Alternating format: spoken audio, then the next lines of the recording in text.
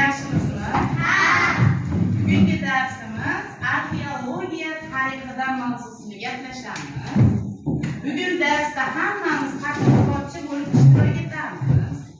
Hozir shartlar bilan tanishtirib o'taman. Sinf o'quvchilarini ikki guruhga bo'lib, arxeolog olimlar sifatida izlanishlar olib boramiz.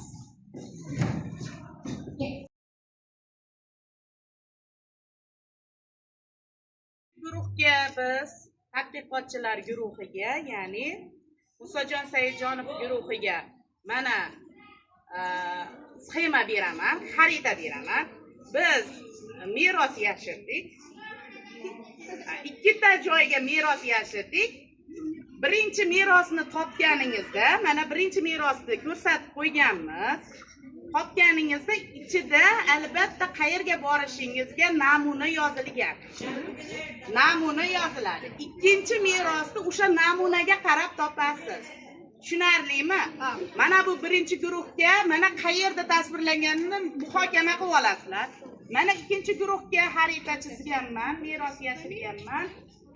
Shuni birgalashib bu qayer ekanligini topasiz va sizlarga o'quvchilar mana topib turing. Mana qayer ekanligini toping. Yig'ilib maslahat qilamiz, qayer ekanligini maslahat qilamiz. Bu qayer. Qayer bo'lishi. Bo'ladi. Maktab aqasi bor. Oshxona nima? O'rtaliq.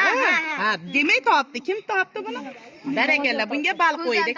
Demak, ko'za bor o'sha joyda. Tasavvur qilinglar, daraxt bor, ko'zani tagida birinchi meros bor ekan. Shoshmaymiz, qurol beraman.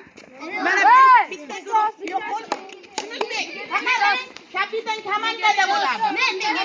Kapitan komandada.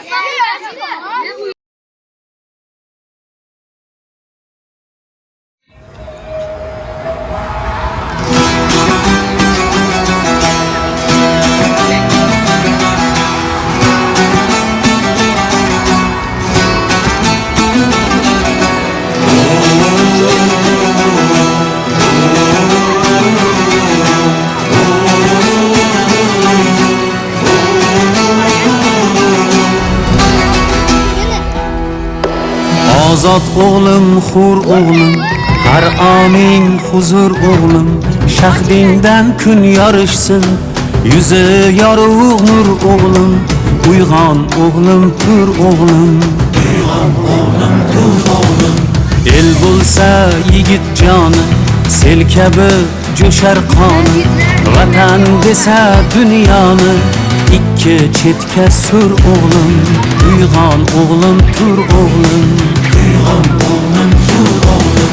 Nafs ipin uzar bo'lsang, baxt ichra suzar bo'lsang, bir esking buzar bo'lsang, avval o'nta qur o'g'lim.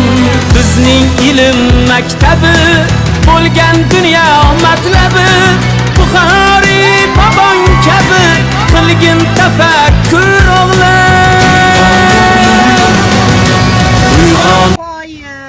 Qoyil, merosimizni topibsizlar. Barakalla. Sizga yordam berdimi bu xaritalar? Qurolchi? Barakalla. Musojon Saidjonovlar guruhi birinchi bo'lib topishdi. Qoyil, barakalla. Ketdik. Ikkinchi guruhga endi. Shisha bor. Aziz o'quvchilar, mana tadqiqot darsiga yakunlanyapti. Hammangizga barakalla. Xo'p, demak, mana topilgan topilmalarimizni judayam tez, aniqlik bilan topdik. Hozir darsimizning yakunida mana shu topilgan topilmalarni, ya'ni xaltaning ichida bir necha narsa solganman. Sizni xotirangizni sinash maqsadiga kelib, hozir ikkala guruh ham daftarga ana shu xaltaning ichida nimalar borligini zudlikda yozamiz daftarga.